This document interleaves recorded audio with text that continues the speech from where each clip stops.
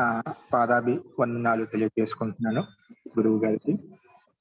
నాకు ప్రేరకుడైనటువంటి మార్గదర్శకులైనటువంటి ఆచార్య గారికి శతకోటి వందనాలు. మీకు అందరికీ ఆచార్య వారి గురించి ముందుగా కూడా ప్రస్తావించాం. మనకు చాలా సార్లు వచ్చి మనం ఉద్బోధిస్తున్నారు ఆచార్య వారు, ఆచార్య సత్యజిత్ గారు. వారు మీకు పరిచయం ఉంటుంది, అయినా కూడా మళ్ళీ ఒకసారి చెప్తాను. ఆచార్య వారు వారు ఏమేమి చేశారు ఈ మార్గంలో, వారి విద్య అనేది ఏంటంటే, వారు ముందుగా ఆయుర్వేదంలో ఆయుర్వేద ఆచార్య, అంటే ఆయుర్వేదంలో ఎండి చేశారు వారు. అది చేసిన తర్వాత కూడా మళ్ళీ గురుకులే శిక్షా పద్ధతి ప్రకారంగా వేదాలు, వేదాంగాలు ఏవైతే ఉన్నాయో, అలాగే షడ్ దర్శనాలు, మన 6 దర్శనాలు ఏవైతే ఉన్నాయో, అలాగా ఇంకా అనేక పుస్తకాలు రాస్తూ ఉంటారు. ముఖ్యంగా జిజ్ఞాస సమాధానము, ఆధ్యాత్మిక చింతన శిక్షణ అని 2 పుస్తకాలు ఉన్నాయి. ఇంకా చిన్న చిన్న పుస్తకాలు చాలా వచ్చాయి. అలాగే ముఖ్యంగా స్వామి దయానంద సరస్వతి స్థాపించిన సంస్థ ఏదైతే ఉందో పరోపకారిణి సభ, వారి ఆ సభకి మంత్రి స్థానంలో ఉంటూ దాన్ని సుచారు రూపంగా వాళ్ళు నిర్వర్తిస్తున్నారు అక్కడ గతివిధులన్నీ కూడా ఆచార్య వారు. అలాగే వానప్రస్థ సాధక ఆశ్రమం రోజెడ్ లో అక్కడ వారు వ్యవస్థాపకులుగా ఉంటూ అక్కడ కూడా ఆ సంస్థకి ముఖ్య సంస్థాపకులుగా ఉంటూ అక్కడ కూడా గతివిధులు నడుస్తూ ఉన్నాయి ఆచార్య వారి సాన్నిధ్యంలోనే. అక్కడ చాలా మంది బ్రహ్మచారులు, వానప్రస్థులు ఉన్నారని చెప్పని అక్కడ గురుకులం విశాలంగా నడుస్తూ ఉంది. అలాగే కాకుండా స్వామి దయానంద సరస్వతి స్మారక భవన్ ఏదైతే ఉందో దానికి కూడా వారి సదస్సులు. అలాగే ఆర్ష న్యాస్ అని ఒక సంస్థ ఉంది, దానికి కూడా వారు ముఖ్యంగా ఉంటూ అలాగా అనేక సంస్థలకు సదస్సుగా ఉంటూ సభ్యులుగా ఉంటూ వాటన్నిటికీ కూడా వారు సుచారూపంగా వీరి మార్గ నిర్దేశంలో అన్ని నడుస్తూ ఉంటాయి. ఆ రకంగా అంతేకాకుండా ఆచార్య వారు చెప్పినటువంటి దర్శనాలు ఏవైతే ఉన్నాయో, అంటే యోగ దర్శనము, సాంఖ్య దర్శనం, ఇవన్నీ షడ్ దర్శనాలు, పూర్వమీమాంస కూడా.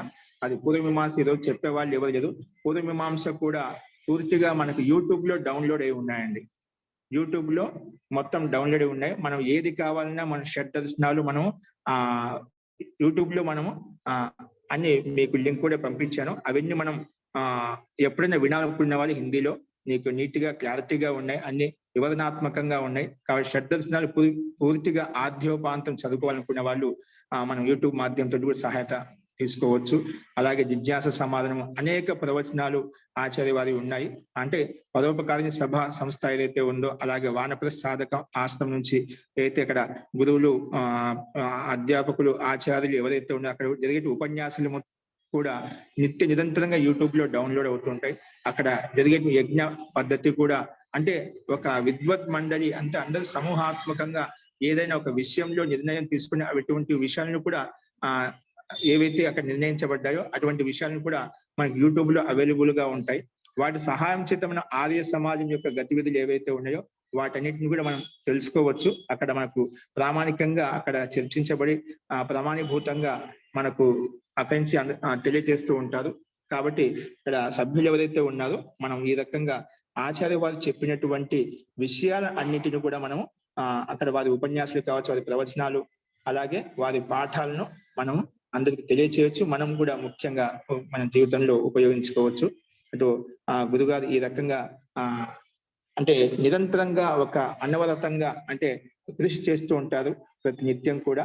ఇంకా గురుగారు మార్గదర్శనంలోని అనేక గురుకులాలు కూడా ప్రేరణాదాయకంగా ముందుకు వెళ్తున్నాయి, అవి కూడా నడుస్తున్నాయి. కాబట్టి అటువంటి ఆచార్య వారు ఈరోజు మన మధ్యలో ఉన్నారు.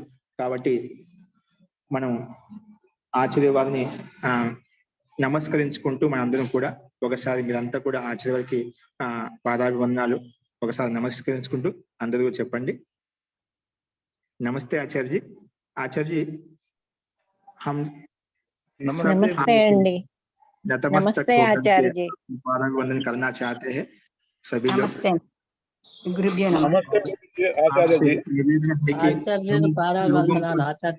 नमस्ते आचार्य, पादाभिवंदनालु। नमस्ते, शतकोटि वंदनालु सर। आचार्य जी, आप हम सबको जैसे लाभान्वित हो सके, हमारे जो उपदेश हो सके, कृपया आप हम सबको लाभान्वित करें आपके अमृत वचनम से, ऐसी आशा है। आचार्य सत्यजीत जी। आचार्य जी प्रणाम। आचार्य जी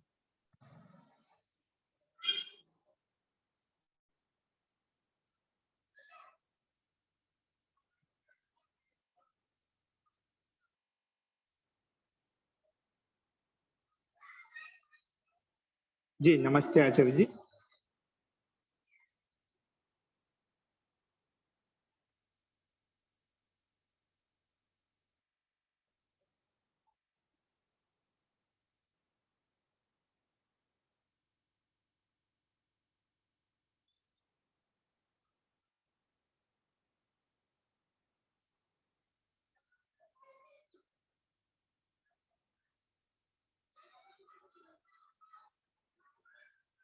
जी नमस्ते आचार्य जी।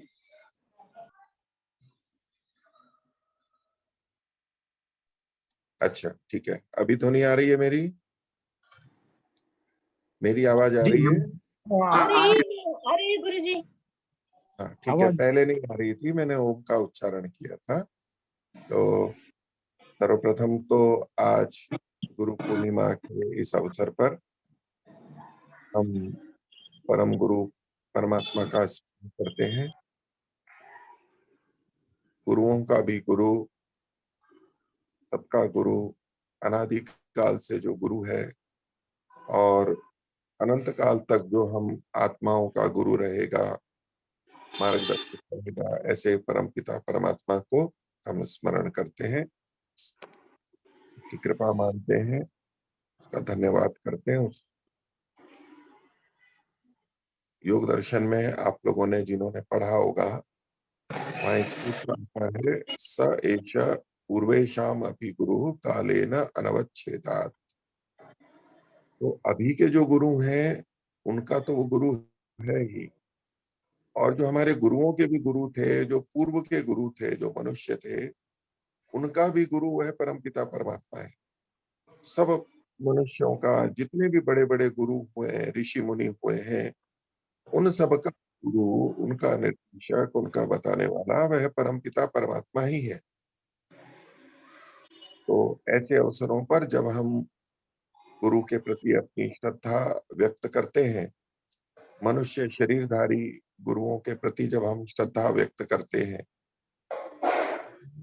शरीरधारी गुरुओं को कभी भी ब्रह्मा के, परमात्मा के तुल्य नहीं समझना चाहिए, और ब्रह्मा से, परमात्मा से बड़ा भी नहीं समझना चाहिए। बड़ा बिल्कुल नहीं समझना चाहिए, ना बराबर समझना चाहिए। अभी हमारे गुरुजन कितने भी बड़े हों, हमारा उनके प्रति आदर है, सम्मान है, किंतु उनको परमात्मा के बराबर या परमात्मा से ऊंचा कभी नहीं समझना चाहिए, हमें न बोलना चाहिए। और जो हमारे गुरु हैं वो न तो ब्रह्म है, न परमात्मा है, क्योंकि वो भी उसी परमात्मा की उपासना करते हैं, उसी परमात्मा को अपना गुरु मानते हैं।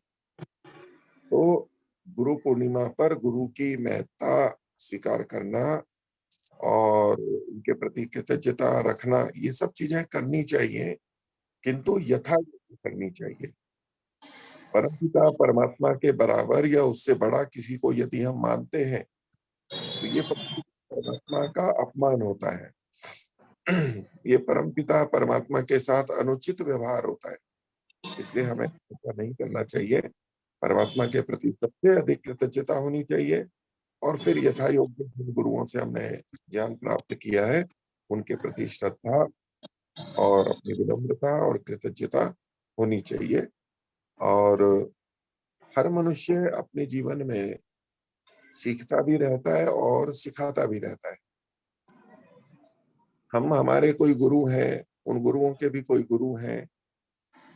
हम किसी के शिष्य हैं, तो कोई हमारा भी शिष्य है, हमने भी किसी को पढ़ाया है। तो ये परंपरा मानव में चलती रहती है, और अच्छे लोग अपने से नई पीढ़ी को, या जो उतना नहीं जानते, उनको सहयोग करते हैं, उनको कुछ बताते हैं, उनको कुछ सिखाते हैं, समझाते हैं। उनके हित की भावना से कुछ करते। और ऐसे ही ये पूरी परंपरा चलती है, चाहे कोई भी क्षेत्र हो। तो हमें जो भी हमने ज्ञान प्राप्त किया है उसको दूसरों को देना चाहिए, बताना चाहिए। माता पिता भी अपने बच्चों को बहुत कुछ सिखाते हैं, बताते हैं, समझाते हैं, उनके आचरण में लाने का प्रयास करते हैं। इसलिए हमारे यहाँ पर माता और पिता को भी गुरु माना गया है। प्रथम गुरु माना, द्वितीय गुरु माना और बड़ा भी माना है बहुत। क्योंकि माता पिता, विशेष रूप से माता जो हमें सिखाती है एकदम शिशु अवस्था में, फिर थोड़े और बड़े होते हैं, उसका हमारे पे बहुत अधिक प्रभाव पड़ता है और हमारे जीवन की दिशा बदलती है। इसलिए माता पिता भी हमारे लिए गुरु हैं। और यदि हम अभी माता पिता के रूप में हैं, हमारे बच्चे हैं, तो हम भी अभी गुरु के रूप में हैं और हमें उस गुरु के दायित्व को अच्छे से निभाना होता है, अपने बच्चों को अच्छे मार्ग पर, अच्छे संस्कार में लाना होता है। तो गुरु पूर्णिमा पर केवल हम गुरुओं की पूजा करें, सम्मान करें, उतना ही नहीं, हम जो गुरु के दायित्व को निभा रहे हैं, गुरु वाला काम कर रहे हैं, उसको भी हमें अच्छे से करना है। किसी का खटखट हो रही है, आवाज आ रही है, ऑडियो ऑडियो बंद कर दीजिए औरों का। कृपया अंदर म्यूट లో పెట్టుకోండి అనంత్ గారు हाँ, जिनके आवाज आ रही है वो बंद। పెట్టుకోండి जी आचार्य। अब दूसरा, आप लोगों का वैशेषिक दर्शन चल रहा है और काफी कुछ हो गया, समाप्ति की ओर है। आप लोगों के लिए भी बहुत शुभकामना करता हूँ। आप लोगों ने, जिन्होंने भी अध्ययन किया है, मेहनत से किया है और वैशेषिक दर्शन को समझने का प्रयास किया है। वैशेषिक दर्शन भी हमारे लिए बहुत उपयोगी हो सकता है, बहुत उपयोगी ग्रंथ है वैशेषिक दर्शन। व्यवहार में हमारे लिए बहुत उपयोगी है। जहां उसमें द्रव्यों के और गुणों की, कर्म की चर्चा है, वहां हमारे जीवन व्यवहार से संबंधित बातें भी बताई गई, जो कि आगे आगे बीच बीच में आया है। कुछ साधना का विषय भी आता है, दूसरों से हमें कैसे व्यवहार करना है, उचित अनुचित क्या है, ये भी वर्णन उसमें आया है, जिसको कि आपने अनुभव किया होगा। और हमें उस दिशा में उसको समझ के अच्छे से और जितना हम जीवन में ला सकते हैं उसका हमें प्रयास करना चाहिए। और ऋषियों के जो वचन होते हैं वो बहुत गहरे होते हैं, सूत्र छोटे छोटे होते हैं, लेकिन उनमें छिपी हुई बातें, उनके रहस्य वो बड़े बड़े होते हैं, उनका दूरगामी प्रभाव होता है। वो दिखने में सिद्धांत लगते हैं, छोटे छोटे सूत्र लगते हैं, किंतु उनका हमारे जीवन पर व्यापक प्रभाव पड़ता है। तो उनको जितना हम अच्छे से समझते हैं, गहराई में जाते हैं, तो फिर हमारी समझ उसी प्रकार से अच्छी बनती है और फिर हमारे जीवन के व्यवहार, कर्तव्य, वो सब हम अलग रीति से करने लगते हैं। तो ये बहुत अच्छा ग्रंथ है, बहुत उपयोगी ग्रंथ है। वैशेषिक दर्शन में पढ़ते हुए आपके सामने बातें आई होंगी और दूसरे दर्शन भी आप में से कुछ ने पढ़े होंगे। तो एक तो हमें ये मान के चलना चाहिए कि ये सब वैदिक दर्शन है, तो इनमें परस्पर विरोध नहीं है, ये परस्पर एक दूसरे के सामंजस्य के लिए हैं और एक ही परंपरा को बताने वाले ग्रंथ हैं। लेकिन हम जब पढ़ते हैं तो कुछ हमारे को विपरीत चीजें भी प्रतीत होती हैं कि ये तो दूसरे दर्शन से भिन्न है। तो उसको भिन्न न समझ करके उसमें हमें संगति का प्रयास करना चाहिए, समझनी चाहिए कि आपस में संगति क्या है और जो भिन्नता है तो वो भिन्नता किस दृष्टि से है। अब मान लीजिए हम द्रव्यों की संख्या या पदार्थ की संख्या देखें तो वैशेषिक में 6 पदार्थ माने गए हैं या 9 द्रव्य माने गए। न्याय दर्शन में जाएंगे तो वहां पर अधिक तत्व माने गए हैं, योग दर्शन में जाएंगे तो अलग तत्व, सांख्य में माने जाएंगे तो ठीक है, वहां 24 तत्व माने, 25 माने। तो हमें प्रथम दृष्टया लगेगा कि ये तत्व अलग माने गए, अलग अलग संख्या है। लेकिन जब हम समझते हैं उसको कि एक अलग स्तर पे बात कर रहा है, सूक्ष्म चीजों को भी बता रहे हैं और इसमें व्यवहार की स्थूल चीजों को बताया गया है, तो दृष्टिकोण भेद से हम इसको समझते हैं। इसी तरह से वैशेषिक में कुछ चीजों को नित्य माना गया है, मन को नित्य माना है, वायु को नित्य माना है। और दूसरी तरफ हम सांख्य और योग पढ़ते हैं तो वहां पर मन को भी प्रकृति से उत्पन्न माना गया है और वायु को भी प्रकृति से उत्पन्न माना गया है, तन्मात्रा से उत्पन्न माना गया है, तो वो हमें फिर वहां पर अनित्य प्रतीत होते हैं, अनित्य ज्ञात होते हैं और ये कह रहे होते हैं। तो इस बात में कि एक जना नित्य कह रहा है, दूसरा अनित्य कह रहा है, तो ये तो परस्पर विरुद्ध हुई बिल्कुल।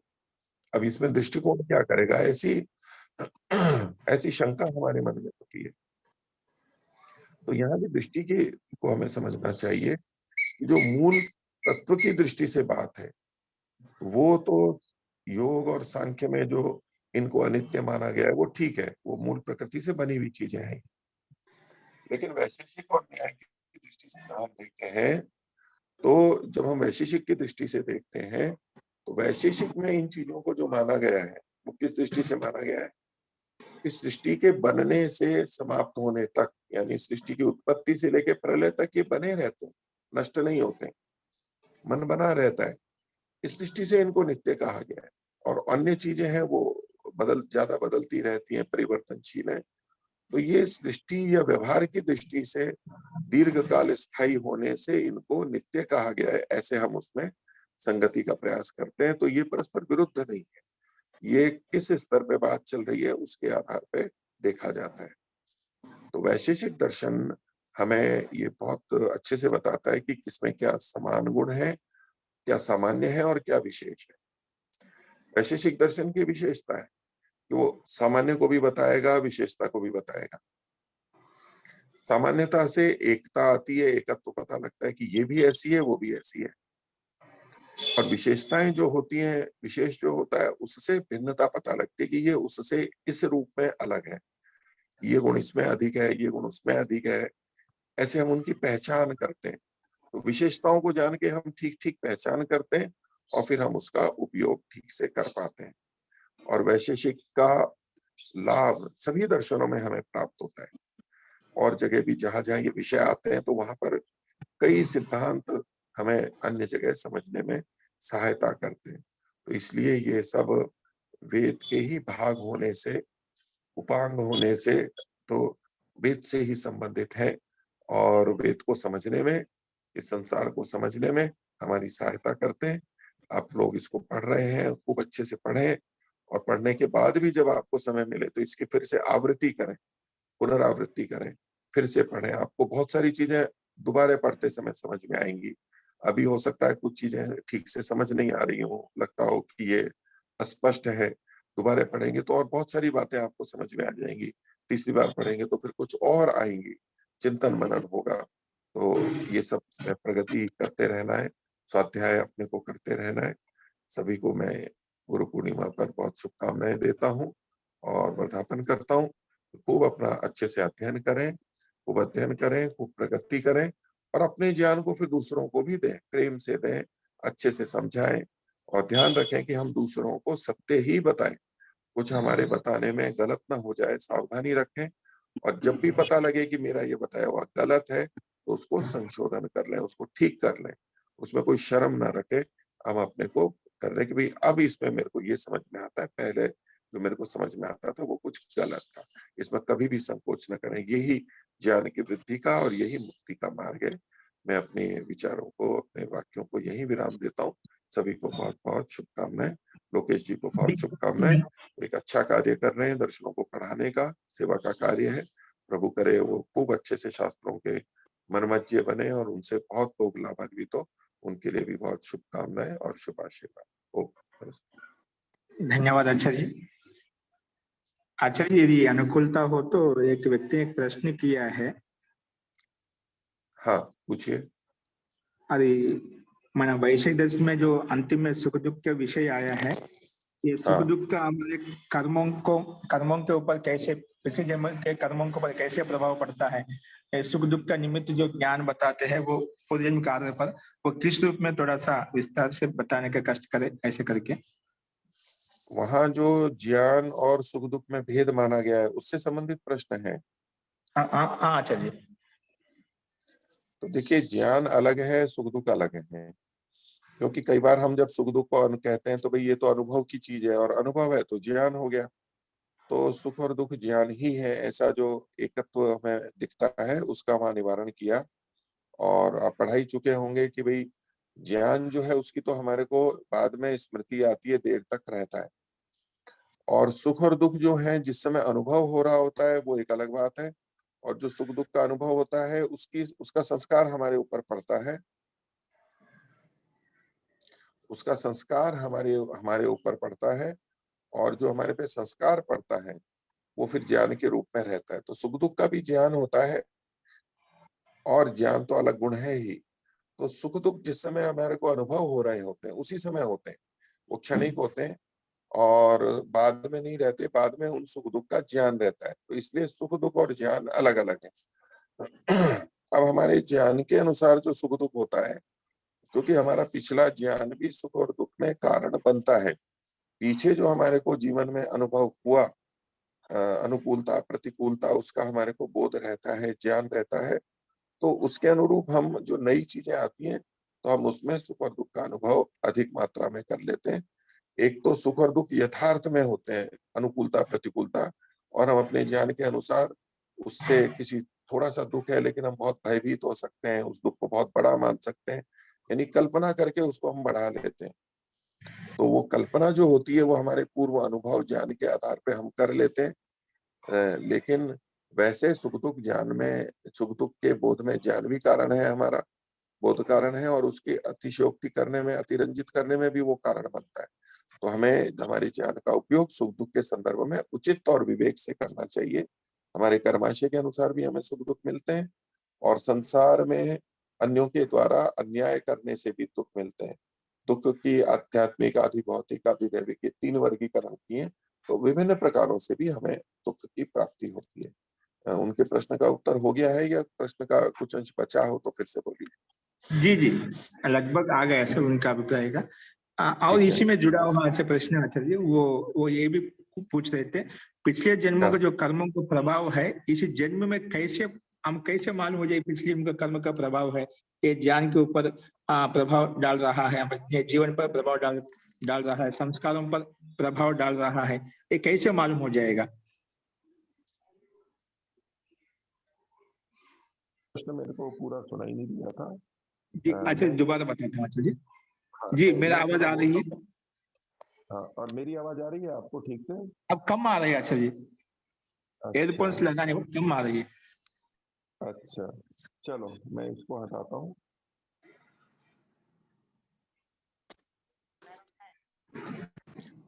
आपका जो ये मतलब है कि पिछले कर्म के अनुसार जो हमें सुख दुख मिलता है।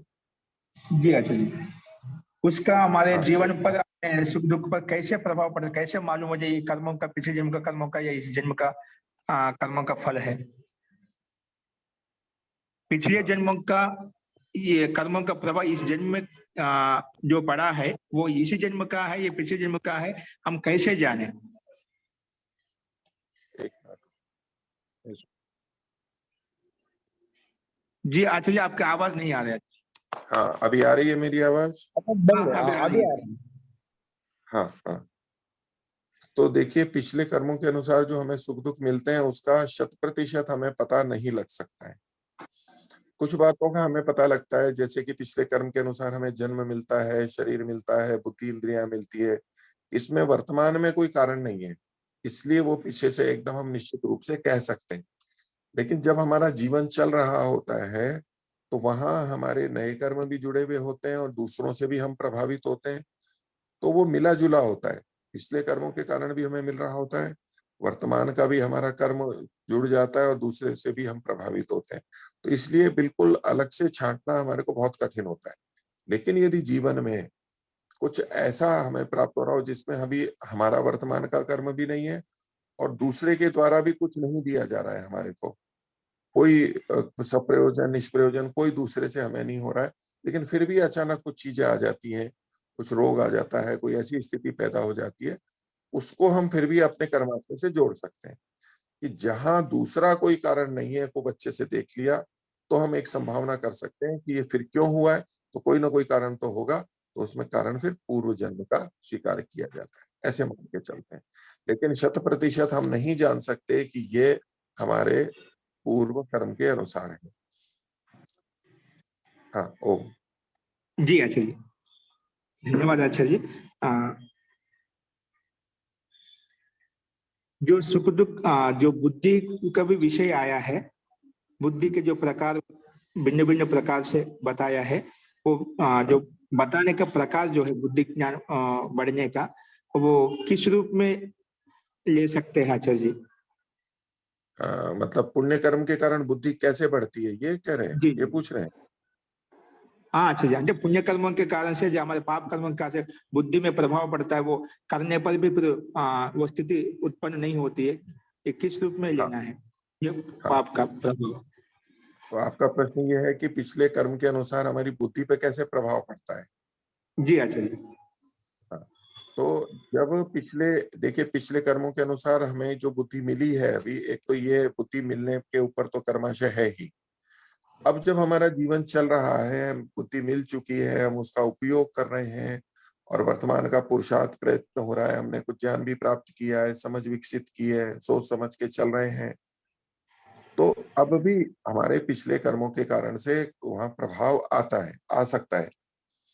तो जो हमारे अनियत विपाक, अदृष्ट जन्म वेदनीय अनियत विपाक की कर्म हैं, उनके कारण से बीच बीच में हमारे आ सकते हैं, और उनके आने से हमारे बुद्धि में, मन में सत्वरज तम की स्थिति ऊंची नीची बनेगी।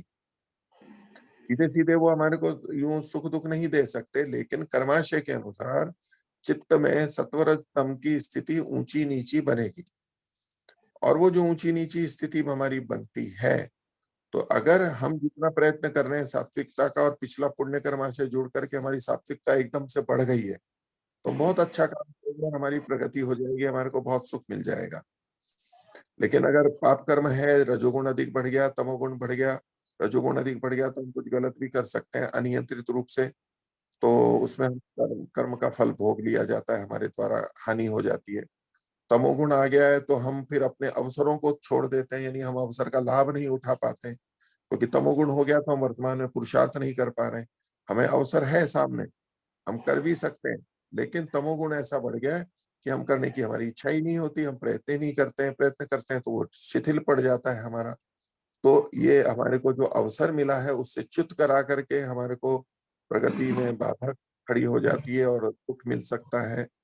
इस रीति से वह कर्माशय हमें फल देता है, अर्थात पिछले कर्माशय से उस कर्माशय के अनुरूप संस्कार उद्भूत होते हैं, वासनाएं उभरती हैं, चित्त की बात सत्वरस्तम की स्थिति में भेद आता है, और उसके कारण से हमें बहुत कुछ भोग की प्राप्ति हो जाती है। ये इसकी रीति समझ में आती है।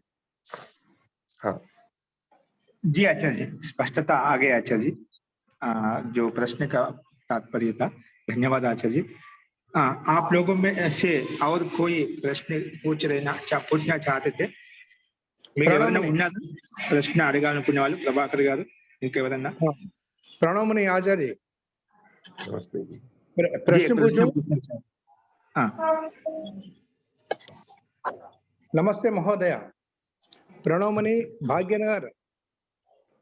मेरा प्रश्न ये है, वैशेषिक दर्शन में 9वां अध्याय प्रथमानिका में ऐसा 11वां सूत्र में ऐसा बताया है, आत्मा मन के संयोग से ईश्वर का प्रत्यक्ष कर लेता है। ऐसा तो कहाँ लिखा है वहां पर? 11वां सूत्र में मैं वैसे निकालता हूँ। आत्मनः संयोग विशेषात् ऐसे हाँ हाँ, आत्मा मनो संयोग विशेषात् प्रत्यक्षम। तो प्रत्यक्ष की बात कही गई है, इसमें ईश्वर का कथन थोड़ा ना किया गया है। प्रत्यक्ष तो और बहुत सारे होते हैं हमारे, ये ईश्वर से संबंधित है ऐसा तो निश्चित नहीं है ना इसमें। आत्म मन को संयोग विशेषात आत्म प्रत्यक्षम, ये आत्म प्रत्यक्ष यहाँ पर जीवात्मा का प्रत्यक्ष है, ये परमात्मा का प्रत्यक्ष नहीं है, जीवात्मा का प्रत्यक्ष है ये। हाँ, ये जीवात्मा का प्रत्यक्ष है, ये परमात्मा का प्रत्यक्ष नहीं है। अच्छा, तो आत्मा मन के बिना आत्मा को अपन अपन जान नहीं सकते क्या? जान सकते हैं। मन के बिना आत्मा के द्वारा परमात्मा को जाना जाता है। हाँ, वहां मन की आवश्यकता नहीं है, लेकिन आत्मा को जानने के लिए हमें मन की आवश्यकता है।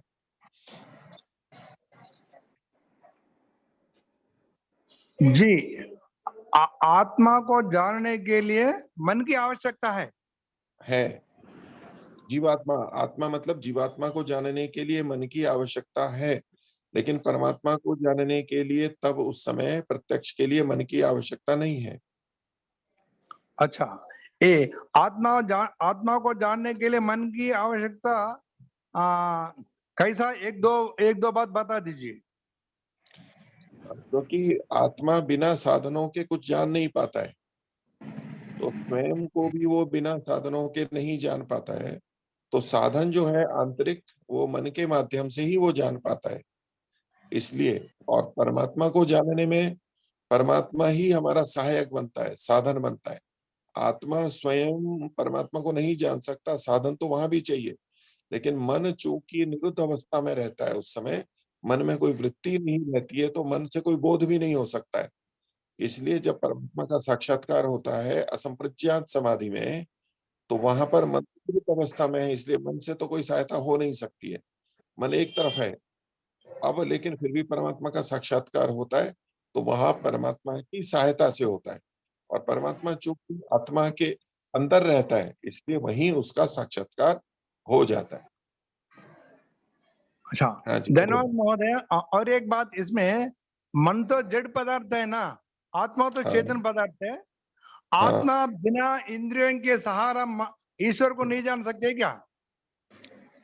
बिना इंद्रियों के सहारे जान सकता है ना। तो वो इंद्रियों तो के सहारे, मन- इंद्रियों के सहारे तो परमात्मा को जाना ही नहीं जा सकता है, क्योंकि इंद्रियों के विषय शब्द स्पर्श रूप रस गंध है, और ये परमात्मा में होते ही नहीं है। इसलिए जी। इंद्रियों से आत्मा को जान नहीं सकते। इंद्रियों से परे है, इंद्रियातीत है, इसलिए इंद्रियों से परमात्मा को नहीं जान सकते। तो मन के सहारा से जान सकते बोलते? मन के सहारे से भी परमात्मा को जानने की आवश्यकता नहीं है। प्रत्यक्ष की बात कर रहा हूँ। अनुमान से, शब्द प्रमाण से जब हम परमात्मा को जानते हैं, वो तो मन के माध्यम से जानते हैं। प्रत्यक्ष की जहां तक बात है, तो वहां मन की आवश्यकता नहीं है, उस समय मन निरुद्ध अवस्था में रहता है। अच्छा, अब प्रत्यक्ष के बारे में और दो तीन बात बता दीजिए। ముని గారు వచ్చేసాయి. ప్రత్యక్షత అపలోకంగా ఆచార్య ఇప్పుడు దాన్ని వ్యాఖ్య చేశారు. ఓకే. మళ్ళీ మీరు అదే ప్రశ్న రిపీట్ చేస్తున్నారు అనమాట. దానికి సమాధానం ఓకే. వచ్చేసింది అనమాట. ప్రశ్న మీద ఓకే. దాన్ని అక్కడక్కడ తిప్పుతున్నారు అనమాట. అది ప్రశ్న సమాధానమే మీరు సమాధానం వచ్చింది అర్థం చేసుకున్న దాన్ని మళ్ళీ రిపీట్ చేసి అడుగుతున్నమాట. ప్రశ్న మార్చి చెప్పి అడుగుతున్నారు. దానికి సమాధానం వచ్చేసింది. నేను ఎక్స్ప్లెయిన్ చేస్తాను. మంచి మంచి మంచి మంచి మహోదయ. ఓం ధన్యవాद మహోదయ. नमस्ते जी, नमस्ते जी। జీ ఆచార్య ధన్యవాదాలు. ठीक है, लोकेश ఇంకెవరైనా जी। ఉన్నాయండి? లాస్ట్ ఎవరైనా ఒక ప్రశ్న ఇంకా అడిగారు నన్ను. ठीक है, फिर मैं बस धन्यवाद है सबका, धन्यवाद और बहुत शुभकामनाएं सबको। धन्यवाद आचार्य, हमको आमंत्रित किया, धरने पर आकर के हम सबको अनुग्रहित किया, इसके लिए मैं आपका हृदयपूर्वक धन्यवाद करता हूँ हम सबकी तरफ से। अस्तु आचार्य, धन्यवाद। नमस्ते आचार्य। नमस्ते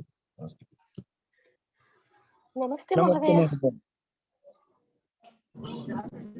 నమస్తే जी, మహోదయ. नमस्ते अंడి. अस्तु, तो ఈ కార్యక్రమాన్ని మనం నిర్విఘ్నంగా సంపన్నం చేసుకోవడానికి ప్రయత్నం చేశాము. నిర్విఘ్నంగా సంపన్నమైంది. గురుగారు చాలా మనకు విషయాలు చెప్పారు. ముఖ్యంగా వైశిక దర్శనం యొక్క విషయాన్ని ఆధారభూతం చేసుకొని అలాగే మన గురువు విషయంలో కూడా మాతాపిత గురువు వాళ్ళ యొక్క సంస్కారాన్ని బట్టి కూడా వాళ్ళ యొక్క దిశానిర్దేశం బట్టి కూడా మనకు జ్ఞానంలో మార్పు ఉంటుంది. కాబట్టి ముఖ్యంగా వైశిక దర్శనాన్ని ఆధారం చేసుకొని ఆ విషయాన్ని మనం ఇంకా సూక్ష్మమైనటువంటి తత్వం, అక్కడ ప్రతిదీ కూడా చూడటానికి సూత్రం చిన్నగా ఉన్నప్పుడు కూడా దాంట్లో విశేషమైనటువంటి అర్థం దాగి ఉంటుంది. అది మనం ఒకేసారి రాదు, మన అభ్యాసం చేస్తూ ఉంటే చాలా విషయాలు తెలుస్తూ ఉంటాయి. అది అభ్యాసం మీద మనకు అనుభవం వస్తుంది. కాబట్టి అదే ప్రయత్నంలో చాలా మంది తెలుసుకుంటున్నారు. కనీసం అంటే మనసు అంటే ఏమిటి, ఆత్మ అంటే ఏమిటి, దీని తత్వం, పరమాత్మ తత్వం ఉంది ప్రకృతి విషయంలో అని విడివిడిగా తెలుసుకుంటున్నాను. వినంగా ఏమవుతుందంటే ఆ తత్వం ఇంకా లోతుగా అర్థమవుతుంది. ఆ ప్రయత్నంలో మనం ఉన్నాము. కాబట్టి అది ఇంకా భవిష్యత్తులో కూడా మనకు తెలుస్తుంది. ఇప్పుడు ఇంకా మనకు 10వ అధ్యాయం మిగిలి ఉంది. 10వ అధ్యాయం మనకు 2-3 రోజులు అయిపోతుంది. దీని తర్వాత నీకు చెప్తాను ఇంకా వేదాంత దర్శనం మనకు ప్రారంభించేది ఎప్పుడని చెప్పి వేదాంత దర్శనం కూడా ప్రారంభించుకున్నాం. అది మీకు ఎందుకంటే ఇవన్నీ బాగా చదువుకుంటూ వస్తున్నారు కాబట్టి, అంటే వెళ్ళే కొద్ది శాస్త్రంలో మనం దాంట్లో మగ్గాలి ఏదో అంటాం కదా, వస్తువు ఏదైనా పదార్థం అంటే బాగా మగ్గినప్పుడు దాని వల్ల ఒక ఏదో మనకు అనుభూతి అనేది దానిలో పటుత్వం అనేది నైపుణ్యత వచ్చేస్తుంది అనమాట. అట్లా మీరు ముందుకు వెళ్ళే కొద్దీ ఇటువంటి విషయాలు ఇంకా కొంచెం అవగాహన వస్తుంది. ఎందుకంటే ఇప్పుడు ఆత్మ, పరమాత్మ, బుద్ధి, సుఖము, దుఃఖం ఇటువంటి విషయాలు చాలా విషయాలు మనం చెప్పుకుంటూ వస్తున్నాం అన్నమాట. ఇప్పుడు పరమాత్మ విషయం దగ్గరికి వచ్చేసరికి ఇంకా సూక్ష్మంగా చాలా క్లుప్తంగా ఉంటుంది. అంటే మీకు బాగా అర్థమవుతుంది. ఆ విషయాన్ని కూడా మనం ప్రస్తావించుకున్నాం. అస్తు ఈ కార్యక్రమంలో మీరంతా పాల్గొని ఈ కార్యక్రమాన్ని విజయవంతం చేశారు. గురువు గారికి ద్వారా మనం ఆశీస్సులు పొందాము. అలాగే మీరంతా కూడా అదే శ్రద్ధా భక్తితో వచ్చారు, విద్యను అభ్యసిస్తున్నారు. కాబట్టి ఆ గురువు యొక్క అనుగ్రహం, గురువులకు కూడా గురువు అయినటువంటి పరమాత్మ అందరి గురువు, సహ పూర్వేశాతు గురువు కాలేన అనవచ్చేదాత అనే సూత్రాన్ని మొట్టమొదటిగా ఆచార్యవారు చెప్పారు. ఎందుకంటే గురువులకు గురువైనటువంటి వాడు కాలబంధంలో రానటువంటి ఆ పరమాత్మ అందరికీ గురువు. కాబట్టి ఆ గురువు పట్ల మనకు అనేక మంది గురువులు ఉండొచ్చు. మనకు మన జీవితంలో మనము నడిచే మార్గంలో ప్రతి ఒక్క చోట నేర్చుకునే భావన ఉండాలి. కానీ మనకు ప్రతి అడుగడుగున మన గురువులు కనిపిస్తుంటారు. కానీ మనకు ముఖ్యమైనటువంటి గురుత్వం అనేది గురువులకు కూడా గురువైనటువంటి ఆ పరమాత్మ మీద ఉండాలి అనే విషయాన్ని మనకు విశేషంగా చెప్పబడింది. ఆ పరమాత్మను మనసులో పెట్టుకొని మనం ఏ కర్మలు చేసినా కూడా ఏమవుతుందంటే మనము ఎలా ఉండాలి, ఏ విధంగా ఉండాలనేది మనకు ఆ పరమాత్మ ప్రేరేపిస్తుంటాడు. ఆ భావన మనం లౌకిక గురువుల మీద పెట్టుకున్నప్పుడు అంటే అలాంటి భావన మనకు ఉత్పన్నం కాదు. అది ఒక రకంగా చెప్పాలంటే పరమాత్మ కూడా అపమానము.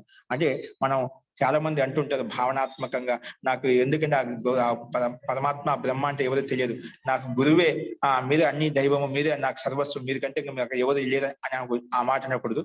ఎందుకంటే గురువులు కూడా గురువు అయినటువంటి ఆ పరమాత్మ ఉన్నాడు కాబట్టి ఆయన మనం పోల్చుకోవాలి. ఆయన కింద వీళ్ళంతా మనం గురువు యొక్క సాన్నిధ్యాన్ని, గురువు యొక్క విషయాన్ని చెప్పి ఆ గురువులే కాబట్టి మనం దృష్టి అంతా మనం పరమాత్మ మీద ఉండాలి.